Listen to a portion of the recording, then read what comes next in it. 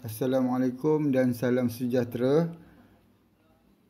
Sekarang ni kita akan meneruskan perbincangan kita dalam topik 3.1.8, iaitu teknologi dalam rawatan sisa pepejal.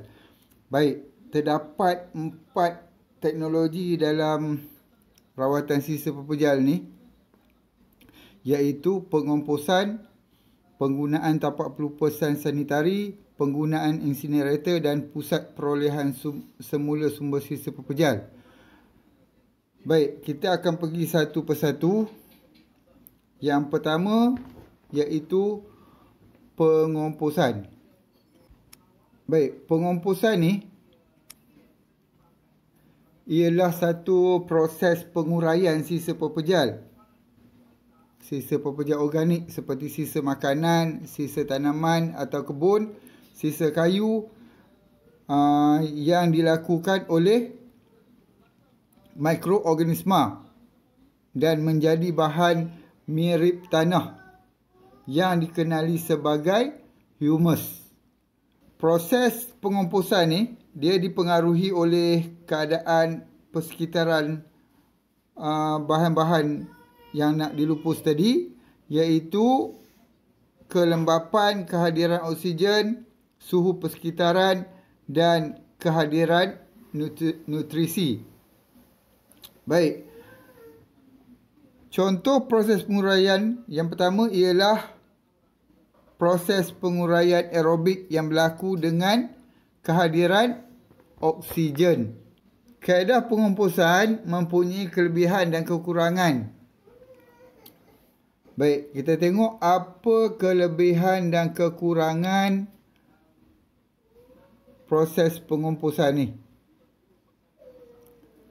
Baik, kelebihan. Kita tengok kelebihan dulu. Pertama,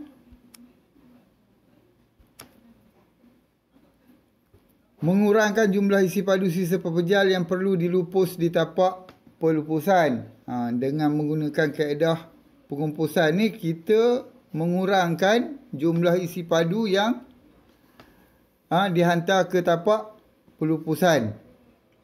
Kerana kita dah gunakan bahan-bahan ni untuk dijadikan bahan kompos. Baik, yang keduanya, menghasilkan bahan yang boleh dijadikan baja dan seterusnya mengurangkan penggunaan baja yang mengandungi bahan kimia. Baik, proses pengomposan ni dia menghasilkan baja organik. Jadi bila kita dah ada baja organik, tak perlulah kita menggunakan baja yang mengandungi bahan kimia. Kekurangan pengomposan ni ialah pertama, memberikan kesan negatif kepada kualiti air permukaan dan air bawah tanah apabila hasil larut resapan meresap ke dalam tanah semasa proses penguraian. Baik, semasa proses penguraian pengomposan ni, dia menghasilkan satu cecair yang berbau, yang boleh menyebabkan kualiti air permukaan dan air larut resap ni akan terjejas. Kedua, menghasilkan gas rumah hijau seperti karbon dioksida yang akan meningkatkan suhu permukaan bumi. Baik, proses pengomposan ni dia melibatkan mikroorganisma. Mikroorganisma ni dia akan menguraikan semua bahan-bahan yang berada dalam proses pengomposan ni. Semasa penguraian yang dilakukan oleh mikroorganisma ni, gas karbon dioksida dan haba terbebas. Baik, kita tengok seterusnya, iaitu kaedah pengomposan menggunakan kaedah Takakura. Kita pergi kepada kaedah Takakura. kura. Baik. Langkah yang pertama ialah menyediakan larutan penapaian. Baik. Untuk menyediakan larutan penapaian ni, kita perlu sediakan bahan-bahan iaitu botol kaca. Botol kaca ni perlu ada penutup dia lah. Perlu ada penutup ni. Botol kaca yang ada penutup supaya nanti lalat atau serangga-serangga masuk ke dalam larutan ni. Kemudian ada pisau, penimbang, gula merah, bekas plastik, sudu, bekas plastik, sudu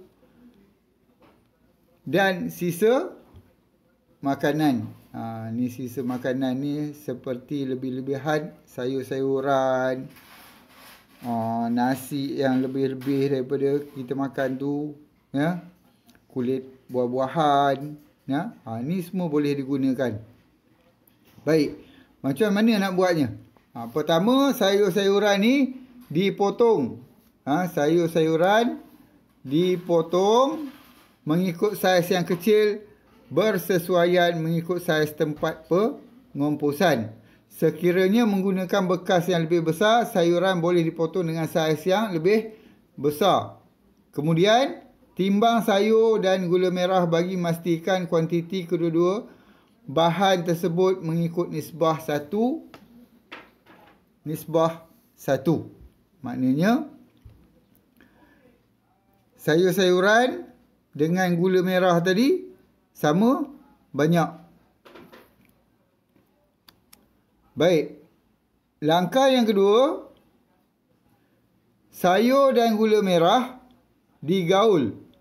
Sayur dan gula merah digaul di dalam bekas plastik. Digaul dalam bekas plastik macam ni. Supaya sebati sebelum dimasukkan ke dalam botol kaca. Bila dah sebati, digaul elok-elok, dah rata semua, masuk dalam botol plastik macam ni. Kemudian, tutup botol tersebut menggunakan kertas dan penutup botol kedap udara bagi mengelakkan bau yang tidak menyenangkan. Bila proses penguraian berlaku, dia akan menghasilkan bau. Dia menghasilkan bau. Ada orang tak sukalah. Ada orang suka. Dia bau dia seakan-akan bau tapai. Simpan di tempat yang bersuhu bilik selama seminggu sebelum digunakan. Bila dah masuk dalam botol, ditutup elok-elok. Kemudian, disimpan pada suhu bilik selama seminggu. Jangan letak dalam peti ais pula. Kalau letak dalam peti ais tak jadi nanti. Mungkin jadi tapi proses itu jadi lambat. Kemudian langkah yang kedua, menyediakan medium pengurai.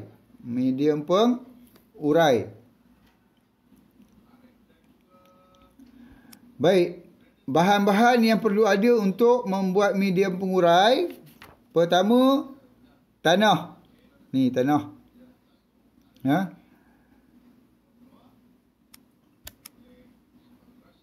Kemudian, daun-daun rumput kering. Ataupun sekam padi, hampas kelapa, dedak. Boleh digunakan. Serta larutan penapaian. Itu yang tadi kita perlu sediakan larutan penapaian dulu. Sebab dalam langkah yang kedua, kita nak gunakan larutan penapaian. Kena tunggu seminggu dulu, baru boleh proses yang berikutnya. Baik, apa yang perlu dibuat? Pertama, campurkan tanah dan daun kering dengan nisbah 2:1. 2 tanah, 1 daun kering. Daun kering ke, rumput kering ke. Nisbah dia 2, 1. Kemudian masuk ke dalam bekas. Macam ni. Masuk dalam bekas bersama larutan penapaian dengan nisbah 3 liter sekiranya menggunakan 2 kilogram tanah. Kalau kita gunakan 2 kilogram tanah, kita kena guna larutan penapaian sebanyak 3 liter. Maknanya dekat sini 3 liter larutan penapaian, 2 kilogram tanah dan 1 kilogram rumput kering ataupun daun kering. Seterusnya, langkah yang kedua, semua bahan digaul sama rata. Kemudian digaul sama rata supaya sebati dan disimpan di dalam bekas tertutup selama 5 hari. Digaul sama rata macam tu. Kemudian disimpan di dalam bekas yang tertutup. Kena tutup selama 5 hari. Kalau tak tutup, apa jadi? Takut lalat, lipas masuk dalam tu bertelur, nanti dia berulat. Baik. Kita tengok langkah seterusnya, iaitu langkah yang ke-3. Iaitu menyediakan bakul kompos. Menyediakan bakul kompos. Baik. Bahan-bahan yang perlu ada, nak sediakan bakul, mestilah ada bakul dan kain. Kain ni akan diletakkan di bahagian bawah bakul nanti. Baik.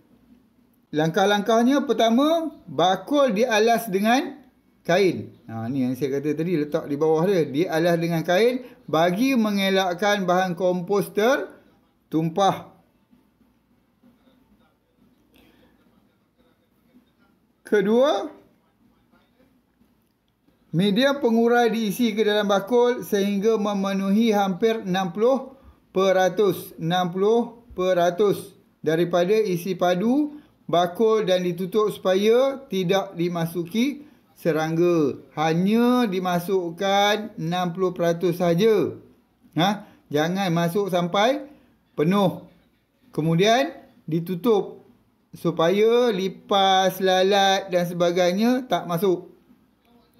Kemudian biarkan selama seminggu sebelum digunakan. Kemudian disimpan, dibiarkan selama seminggu. Kemudian baru boleh digunakan. Bukan guna terus buat baju. Ada lagi langkah yang berikutnya. Ada lagi langkah yang berikutnya, iaitu menjalankan pengomposan. Ini langkah yang ke-4. Baik, apa yang perlu ada? Pertama, sisa makanan. Sisa makanan, pisau serta bakul kompos yang telah diisi dengan medium pengurai tadi.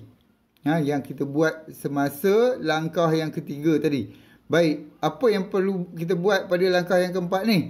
Pertama, sisa makanan seperti sayur-sayuran, buah-buahan, kulit buah-buahan pun boleh.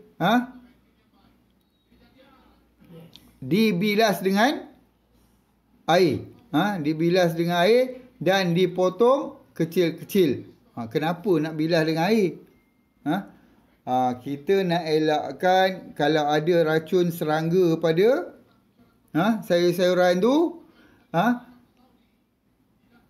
dia akan dibersihkan. Dibersihkan. Jadi nanti bila kita masuk untuk buat baju kompos, mikroorganisma tadi tak akan mati. Seterusnya yang kedua, sisa makanan tersebut dimasukkan ke dalam bakul kompos dan digaul. Tadi dah potong, kemudian masukkan ke dalam bakul kompos dan digaul bersama dengan media pengurai sehingga sebati. Kemudian bakul ditutup dengan kain. Bakul ditutup lagi dengan kain bagi mengelakkan dimasuki serangga dan dibiarkan selama 3 bulan. Bukan 3 hari, bukan 3 minggu, tapi 3 bulan. Dalam tempoh 3 bulan, prosedur 1 dan 2 dilakukan setiap hari sehingga bakul kompos penuh. Kita boleh tambah, maksud dia tambah gaul, tambah gaul, tambah gaul selama 3 bulan tu. Sehingga bakul kompos tadi penuh. Kemudian pindahkan hasil kompos ke dalam bekas tertutup dan dibiarkan selama 2 minggu supaya hasil kompos matang dan boleh digunakan. Baik, bila dah penuh, kita pindah dia dalam satu bekas yang lain. Kemudian ditutup selama 2 minggu. Baik. Kesimpulan. Pengomposan boleh digunakan bagi menguruskan sisa pepejal daripada sisa makanan yang dijana oleh pengguna.